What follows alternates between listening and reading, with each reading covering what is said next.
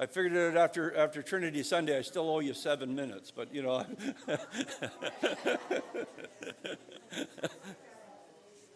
Oh, I do too. Yeah, yeah. Oh, that one, yeah. It's like preaching Romans. It sort of preaches itself, you know. All you got to do is read it. Yeah, yeah, it's true. So I'm going to tell Jill's story. We were kidding about the Trinity Sunday and that I still owe you 7 minutes. And she said that she heard this story from a preacher that might have been a Canadian, because Canadians say things like this, that this preacher, this farmer showed up at church one Sunday morning and he was the only one there. That was it. He was there. Nobody else in the congregation other than the pastor. So the pastor got up and he started with a full liturgy. He went through the whole service. They sang the hymns. They read the scriptures. They heard the sermon. And they got to the back door at the end and the pastor said, well, what do you think? And the farmer said, you know, if I took a load of hay out to the field and there was only one cow there, I wouldn't have given him the whole bale of hay. Yeah, so, yeah. Yeah.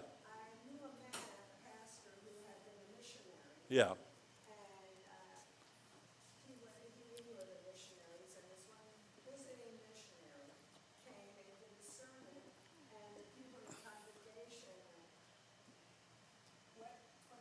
Yeah. Yeah. Yeah. So, I mean, we've got to be appreciative of what we have here. Yeah. You don't have to walk 2 or 3 hours. Yeah. And then time passes and stuff. Yeah. Yeah. Yeah. Yeah. Yeah. As long as the roast doesn't burn.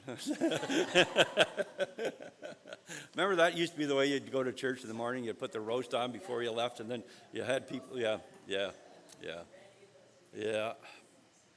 Now we all stop at McDonald's. So we're continuing. We got this week and one more Sunday with Genesis, and then we come to a break when the August the 13th Sunday, where it's one service, so there'll be no Bible study. And then we'll start again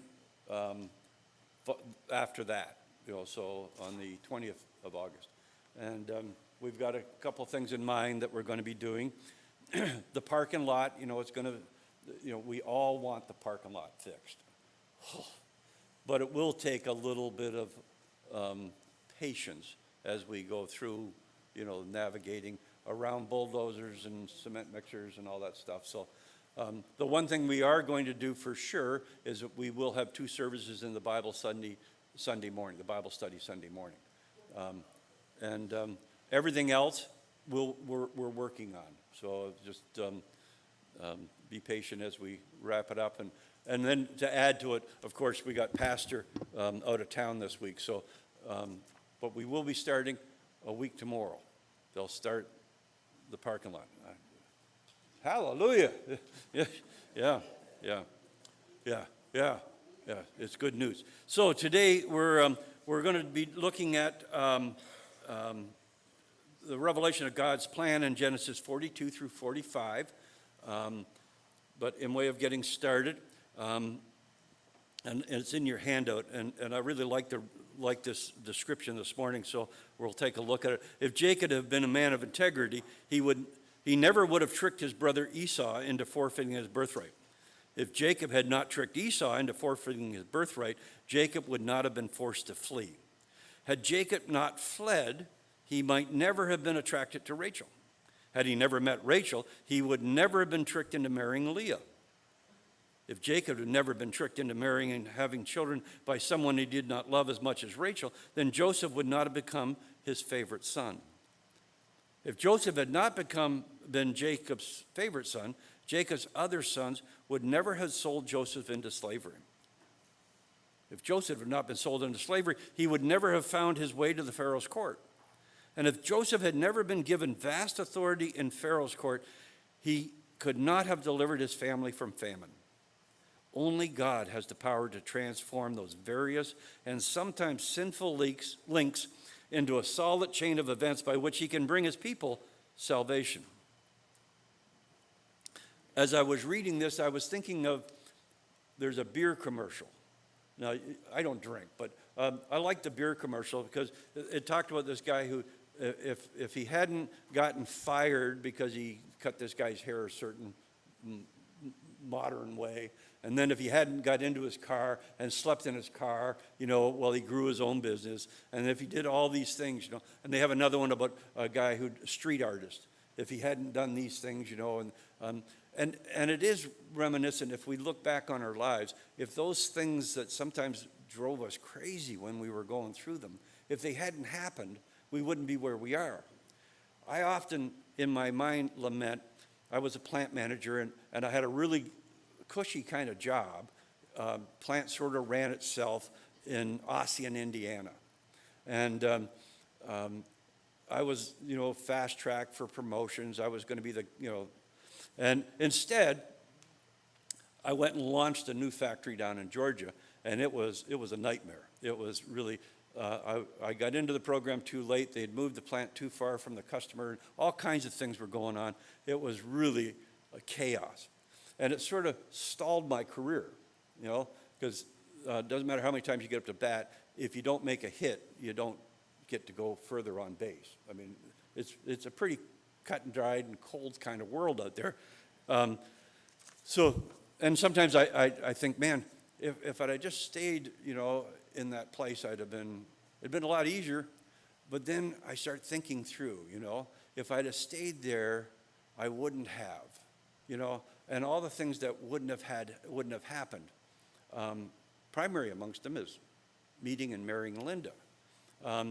If I hadn't gone through those difficult times, and it's tough when you see your career sort of, you've made all these rungs in the ladder, and then you realize through really maybe a little bit of fault of your own, but not necessarily all of it, that they've taken all the other rungs off the ladder. You're done, and I was at that age where I should have been able to make the next big step and all that stuff. And so I remember all the angst that was going on, and I go, why did I do that, And then I think if that hadn't happened, all the things that wouldn't have happened, grandkids meeting people, and me meeting and marrying Linda, and going into the ministry and all that kind of stuff. So sometimes, as we think about the sermon this morning and this type of message, that even when we think we're struggling and we're having problems, God's hand is really still upon us. And that's what that victory is all about, is that we stand knowing that God has us. And that's the beauty of reading the scriptures, is that, we can see it in our own lives. If we're old enough to look back and see it, that's a great blessing, I think, to be able to say, wow, that was tough, but man, that was good, because otherwise I wouldn't be here. But when we can do the same thing with scriptures, we look back and we can see all these wonderful times when these guys, as we've said throughout the study of Genesis, what a dysfunctional bunch of people, man. I mean, oh my gosh. If I was God, I'm not sure, they'd have never made it on the boat, but we get to see that even though people were being people, God was still being God, and you can't beat that. So I think this little summary really, I think, highlighted that really well.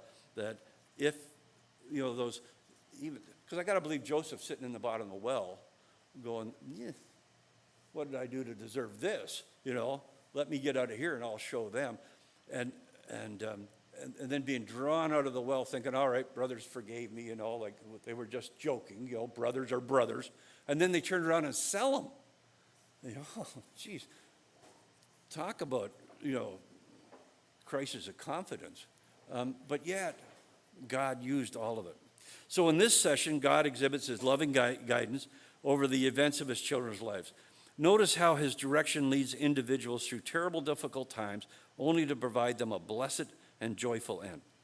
Every one of God's children must endure sorrow and pain. We all know that. We often have no clue about the purpose and possibilities of our suffering. We just simply hurt.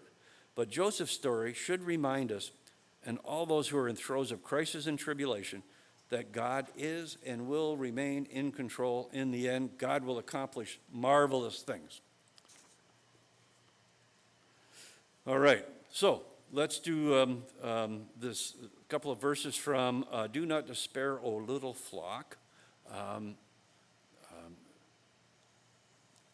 Desiree, do you want to read the first stanza there? And Nevi, if you want to take on the second one? Do not despair, O little flock, although the foe's fierce battle shock, loud on all sides assail you, though at your fall they laugh secure. Their triumph cannot long endure, let not your courage fail you. Assured God's own word is true, not Satan, hell, nor the crew, can stand against his power. Scorn and contempt and cup will fill, for God is with his people still. Their help in his strong tower. All right, thank you. So we're going to be reading chapters 42 through 45. And I think we're just going to read it chapter at a time today, just for variety. Where do we want to start? You'll start right there. All right. When Jacob learned there was grain for sale in Egypt, he said to his sons, "Why do you look at one another?" And he said, "Behold, I have heard there is grain for sale in Egypt. Go down and buy grain for us there, that we may live and not die."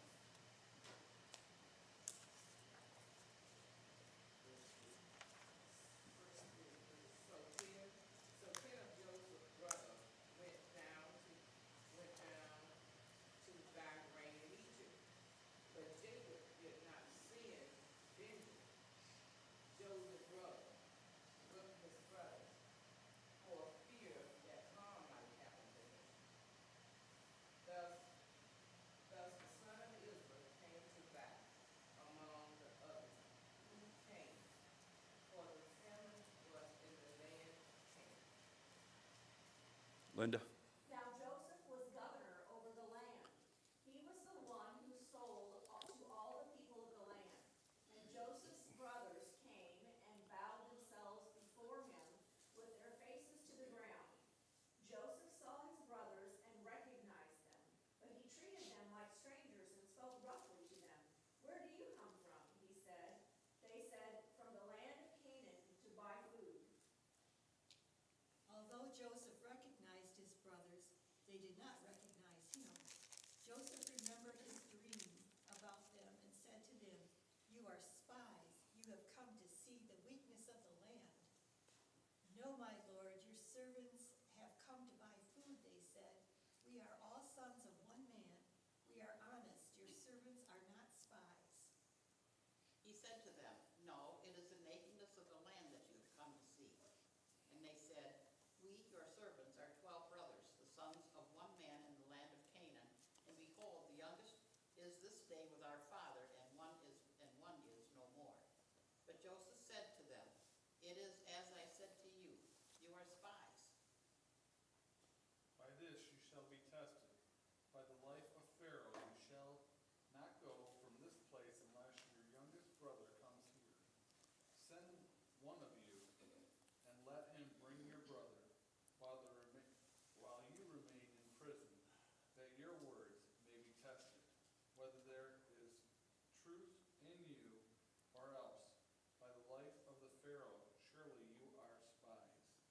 And he put them all together in prison for 3 days.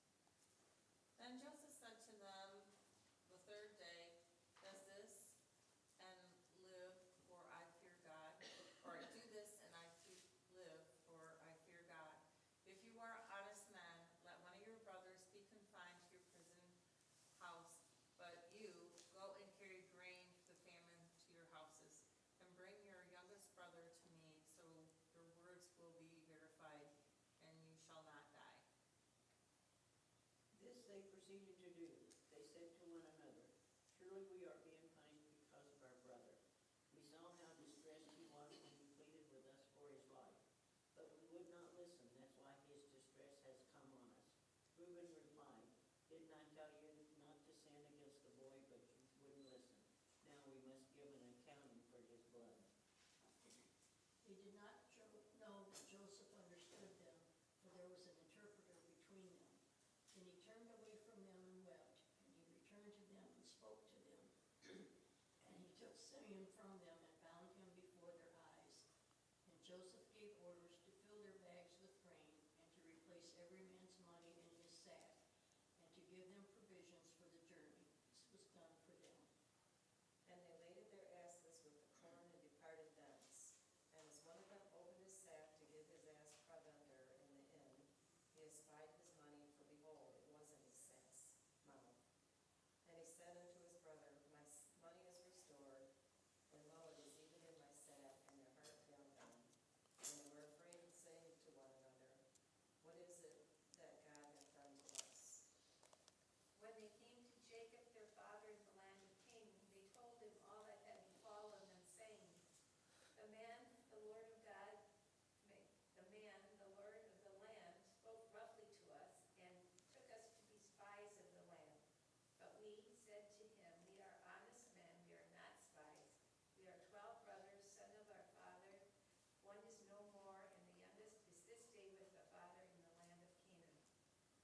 Then the man who is Lord over the land said to us, This is how I will know whether you are the honest man. Leave one of your brothers here with me, and take food for your starving households, and go, but bring your younger brother to me, so I will know that you are not spies, but honest men. Then I will give your brother back to you, and you can trade in the land. As they were emptying their sacks, therein in each man's sack was his pouch of silver. When they and their father saw the money pouches, they were frightened. Their father Jacob said to them, You have deprived me of my children. Joseph is no more, and Simeon is no more, and now you want to take Benjamin? Everything is against me. Then Reuben said to his father, You may put both of my sons to death if I do not bring him back to you. Entrust him to my care, and I will bring him back. But Jacob said, My son will not go down there with you. His brother is dead, and he is the only one left. If harm comes to him on the journey you are taking, you will bring my gray head down to the grave in sorrow. Wow. Quite the story. So from our last reading, we know that when Joseph interpreted the dreams, he talked about 7 years of plenty, 7 years of famine, and he had stored up all the grain, and buried in there is that they were now able to sell that grain to other nations and reap the profits. So a good way to make an impression on your boss is make money, and that's what was happening. So and that's where it says in the beginning here, where the nations, the people were gathering there. They would go down to Egypt to buy grain to feed their people back home. So they had set up so Joseph was there, and people would approach, and they'd try to negotiate for goods, and he would decide where they were from and what he would give them. So we see,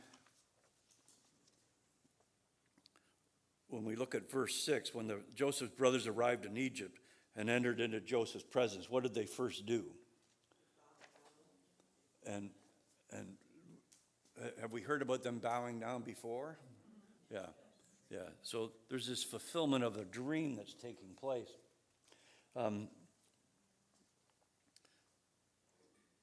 it had to do with grain, which was really, because he said the dream was this sheaves of grain would bow down before him, and here's the brothers, who were sort of in the description, were the sheaves of grain, and they're bowing for sheaves of grain.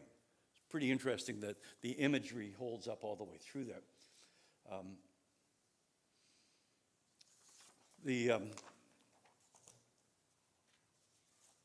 Joseph didn't reveal his identity at first. Instead, he spoke harshly to his brothers and accused them of being spies. He'd hoped to discover their motives for entering Egypt and wanted to devise a strategy by which he could retrieve his younger brother, because that was his full brother, right? Benjamin, and he was a little suspicious that these guys might try to do something to Benjamin as well. So he wanted to bring back his brother.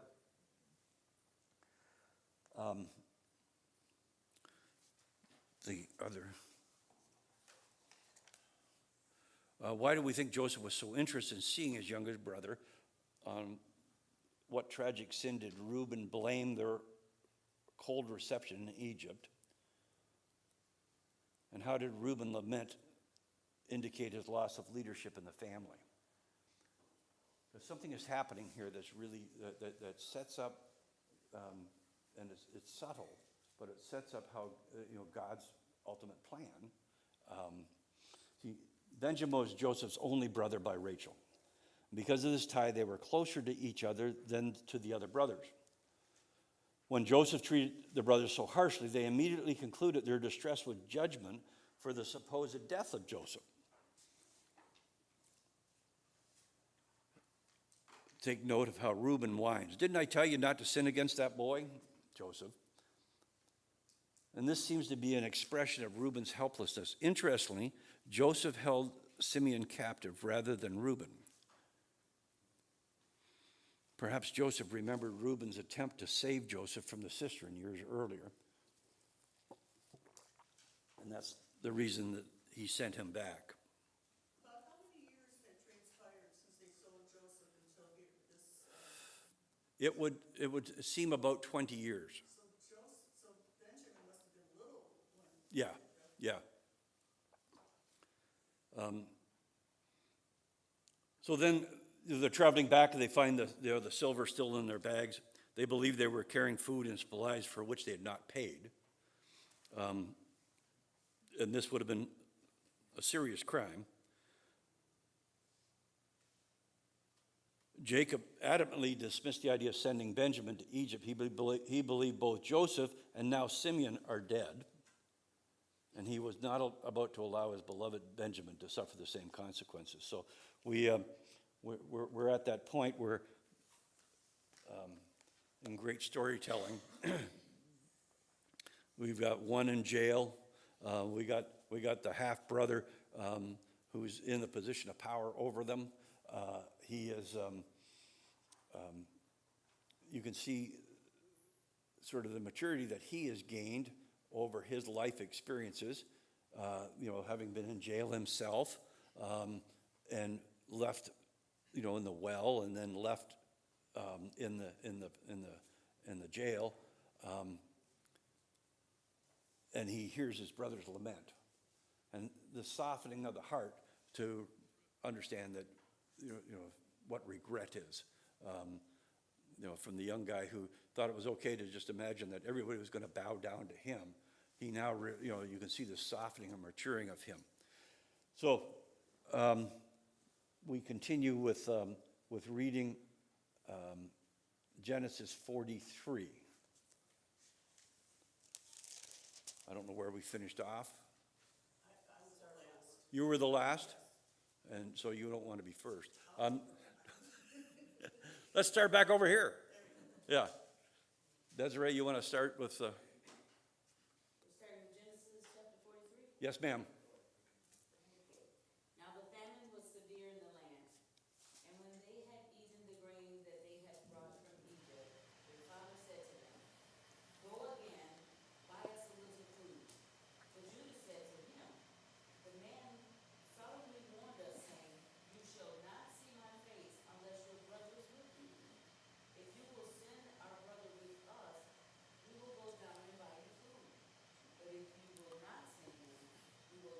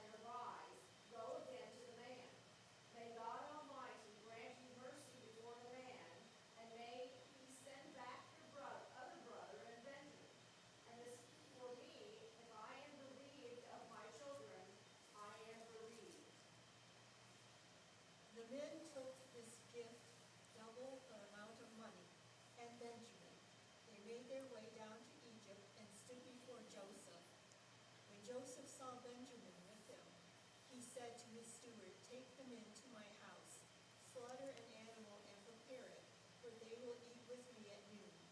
The man did as Joseph had said and brought them to Joseph's house. And the men were afraid because they were brought to Joseph's house. And they said, "It is because of the money which is replaced in our sacks the first time that we are brought in, so that he may assault us and fall upon us to make us servants and seize our donkeys." So they went up to the steward of Joseph's house and spoke with him at the door of the house and said, "Oh, my lord, we came down the first time to buy food." And when we came to the lodging place, we opened our sacks, and there was every man's money in the mouth of the sack, our money in full weight. So we have brought it again with us, and we have brought other money down in our hand to buy food. We do not know who put our money in our sacks. He replied, "Rest assured, do not be afraid. Your God and the God of your father must have put the treasure in your sacks for you. I received your money." Then he brought Simeon out to them. So the man brought the men to Joseph's house and gave them water, and they washed their feet, and he gave them their donkeys' feed. Then they made the present ready for Joseph's coming at noon, for they heard that he would eat bread there. When Joseph came home, they presented him with the gifts they had brought into the house, and they bowed down before him to the ground. He asked them how they were, and then he said, "How is your aged father you told me about? Is he still living?" They replied, "Your servant our father is still alive and well." Then they bowed down, prostrating themselves before him. And he lifted up his eyes and saw his brother Benjamin, his mother's son, and said, "Is this your youngest brother of whom you spoke to me? God be gracious to you, my son." Then Joseph hurried out first and fashioned new milk for his brother, and he sought a place to eat, and he entered his chamber and wept there. And he washed his face and went out and refrained himself and sat on bread. And they set on for him by himself, and for they were none by themselves, and for the Egyptians which did eat with him by themselves, because the Egyptians might not eat bread with the Hebrews, for that is an abomination unto the Egyptians. And they set before him the firstborn according to his birthright, and the youngest according to his youth, and they none marveled at one another. And he took and set messes unto them before him, and Benjamin's mess were 5 times so much as any of theirs. And they drank and were merry with them.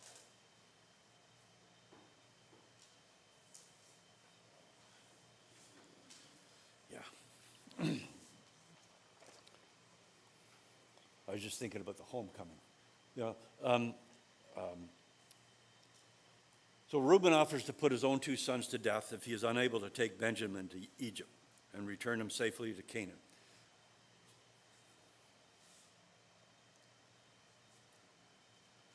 Judah, on the other hand, takes personal responsibility for Benjamin's return.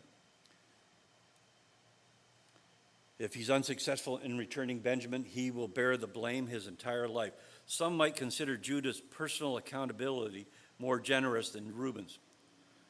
Perhaps for this reason, along with a renewed need for food, Jacob was persuaded by Judah rather than Reuben.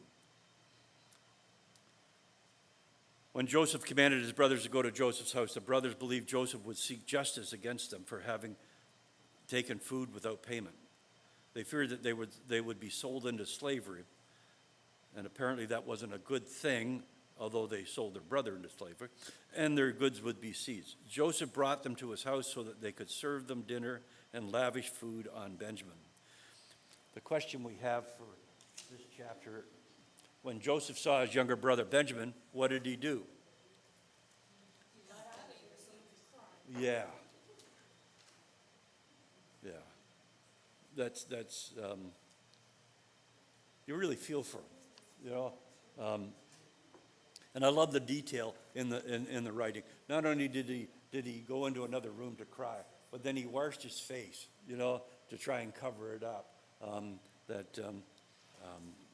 you know, he was really lamenting. Describe the seating arrangement of the meal. You know, who ate with whom? Well, and that's the way they sat them in the table. The Egyptians couldn't eat with the Israelites, and the Israelites, you know, sat off to the side, so they were separated at that point in time. And then the brothers were seated. And they were assigned seating. And this was the beginning, what should have been the beginning of their eyes opening. Joseph sat them in their birth order. You know? Yeah. Yeah, who would know that? Yeah. The guy was pretty smart, but how would he know the birth order? And he did that. And that should have been the beginning of the clue to them that something's happening here, yeah. And of course, who did he give the most food to? Yeah.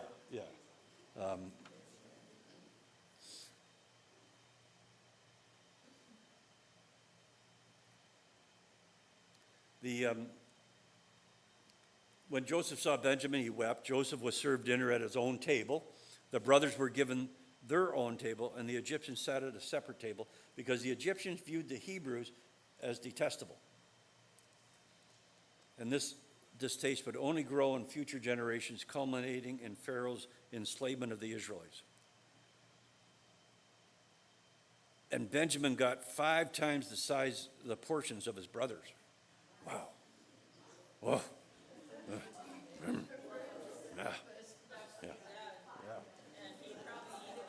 Yeah. I could just see the dessert cart being wheeled in, man. Park that puppy right there, yeah. So we,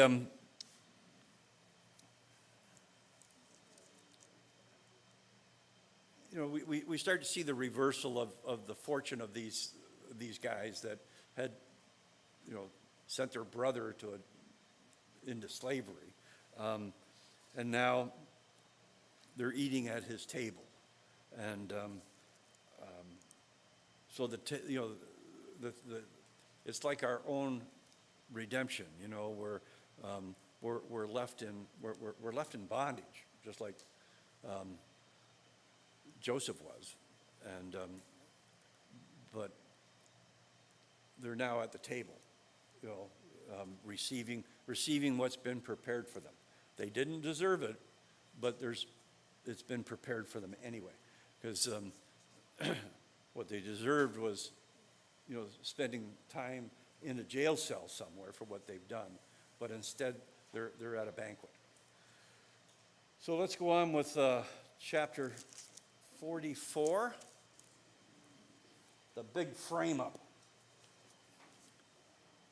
Then he commanded the steward of his house, fill the men's sacks with food, as much as they can carry, and put each man's money in the mouth of his sack, and put my cup, the silver cup, in the mouth of the sack of the youngest, with his money for the grain. And he did as Joseph told him. As morning dawned, the men were sent on their way with their donkeys. They had not gone far from the city when Joseph said to his steward, "Go after those men at once, and when you catch up with them, say to them, 'Why have you repaid good with evil? Isn't this the cup my master drinks from, and also uses for divination? This is a wicked thing you have done.'" When he caught up with them, he repeated these words to them. But they said to him, "Why does my Lord say such things? Far be it from your servants to do anything like that. We have brought back to you from the land of Canaan the silver we found inside the mouths of our sacks. So why would you steal silver or gold from your master's house? If any of your servants is found to have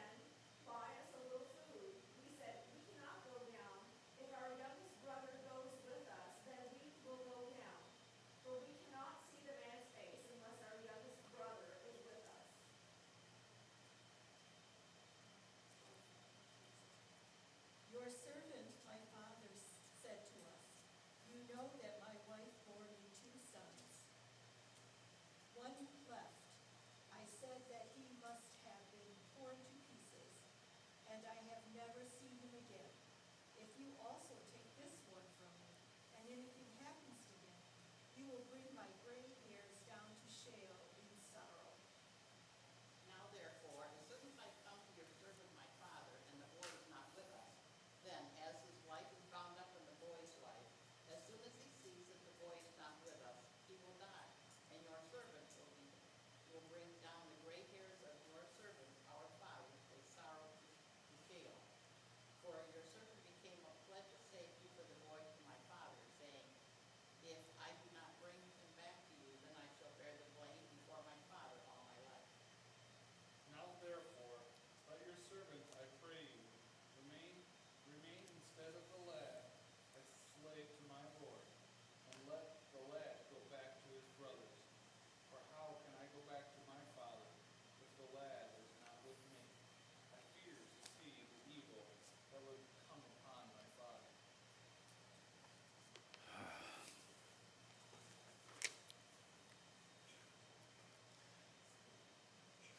So Joseph had his house steward place his silver cup into Benjamin's traveling sack.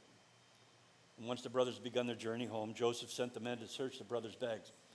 The brothers swore they had not stolen the cup, promised that if the cup were found in someone's bag, the individual would be put to death and the rest of them would serve as slaves. Joseph responded that whoever possessed the cup would become his slave, while the others would go free. In this way, he was assured Benjamin would dwell in Egypt. So he was trying to protect him. But as I'm reading this and thinking it through, I wonder why those brothers didn't check their bags before they left town. You know, like they already happened to be. One of them, you know, I got this vision of them all standing around their donkeys and getting ready to load up and go. Okay, just before we go, let's check one more time, guys. But they didn't, or it was very well hidden. I don't know. But it's like themselves to be very smart to begin with. I mean, throwing your brother into a sister and selling him off, I mean, that did not take a lot of. Yeah. I was watching a police show last night, and the word was, crooks are not always really smart. You know, they're pretty dumb. Yeah. And remember, they drank and were married. Oh yeah. Right there. See, I missed that part. When you do carry out, do not check your bag before you drive off. Yeah. The key thing is happened in this though, that changed sort of the dynamics, and it's very subtle, but it's in there. Notice who spoke on behalf of the brothers. Judah. You see, so the other brothers, Reuben was the leader at one time, right? And you see Reuben's position slowly being diminished, and Judah stepping up. And what do we know about Judah? Yeah, Jesus. Yeah.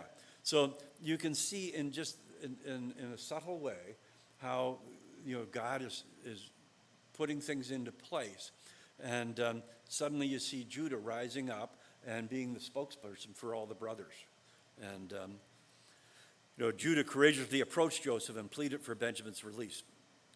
And Judah argued that if Benjamin were not free, Jacob would die of grief, and Judah would carry that blame for that the rest of his life. Reuben had offered up his sons, right? Here, if this doesn't work out, take that guy, Yeah. Judah stepped up and said, if this doesn't work out, I carry it, So you can see the leadership taking place, and that Judah was putting real skin in the game. All right, so let's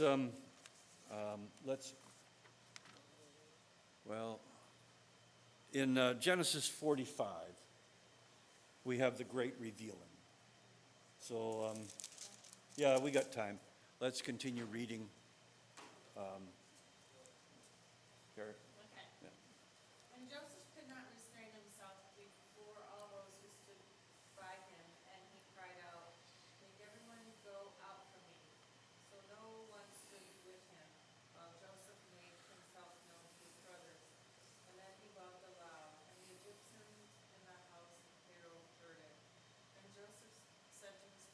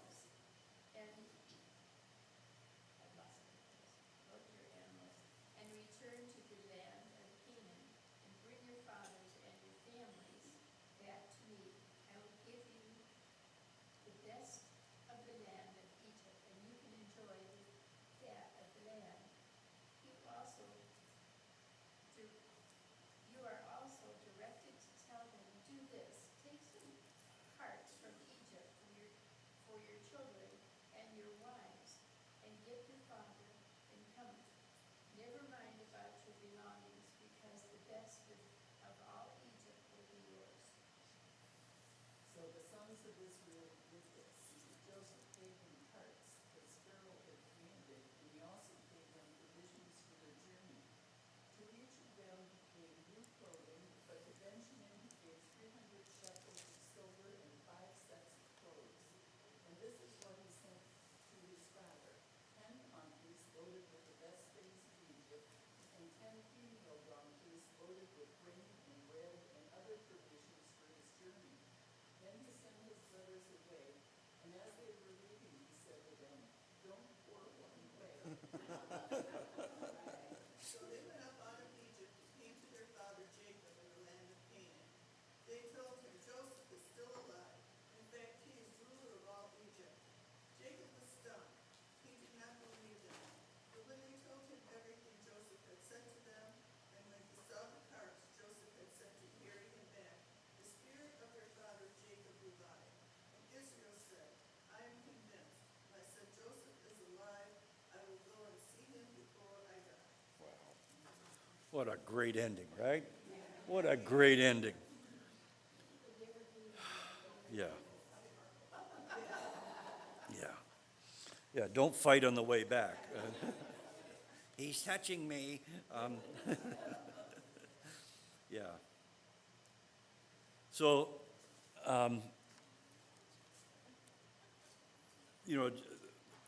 Joseph revealed himself to his brothers, and he wept.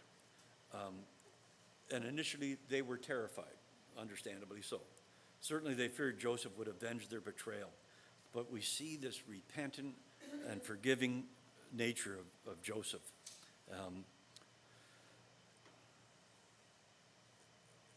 And although the brothers felt terrified and guilty, Joseph explained how their treachery was used by God to bring their family deliverance from famine and death. And it's amazing when and I said this earlier today even, how we can look back and see, how God is doing things that move things. And at the time, you go, I don't understand. Here they had been promised the land of Canaan, and they were leaving it, what was promised to them, and they're leaving it, and they're coming to Egypt.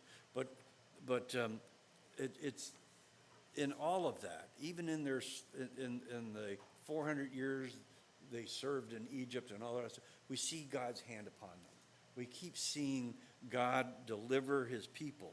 We are victors, we have exceeding victory. So they were,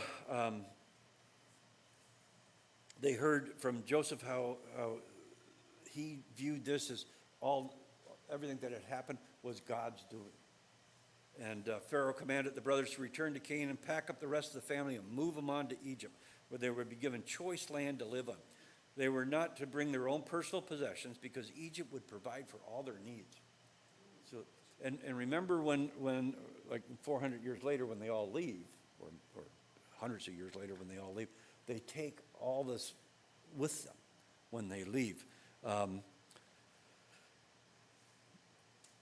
Pharaoh gave them, he even sent movers for them, Allied van lines, he sent them along, we'll bring them all. And Joseph lived long enough to hear that, or when Jacob heard that Joseph was still alive, he was stunned and could not believe it. And he got to see him. And it's a beautiful, happy ending to the story. So we're going to close because I got to go do another service. So under the did you know, the end of the promises of God would not be fulfilled through Jacob's firstborn, Reuben, because he lost favor in God's eyes by sleeping with Jacob's concubine. Nor would they be fulfilled through the second and third sons, Simeon and Levi, because both men demonstrated their treachery in seeking revenge against the Hivites on behalf of their sister Dinah. By their sins, these three excluded themselves from receiving the fullness of God's promises because he was next in line. Judah would become the spokesperson for the family. His tribe would become the first among all tribes, and from his tribe would arise the Messiah. And it's a great narrative as we hear all of this. So let's do any questions, comments, closing worship. Linda, you want to read this? Then help us, Lord, now hear our prayer. Defend your people everywhere. For your own name's sake, amen. Then with a mighty hymn of praise, your church in earth and heaven will raise their songs of triumph. Amen. All right. Thank you, guys.